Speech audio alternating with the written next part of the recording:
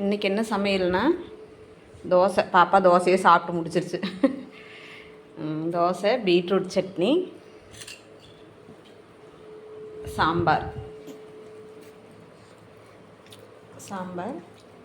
மதியத்துக்கு சாப்பாடு, பீன்ஸ் பொரியல், பீட்ரூட் சட்னி.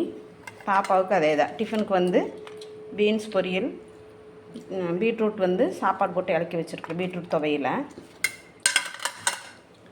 பீட்ரூட் சாப்பாடு எப்படி இருக்கு பாப்பா? ஒரு வயசு சாப்பிட்டு டிஃபனுக்கு போட்டதுவாக கொஞ்சம் மிச்சம் இருந்தது. அது பாப்பாவுக்கு போட்டு கொடுத்துருக்கேன். எப்படி இருக்குது?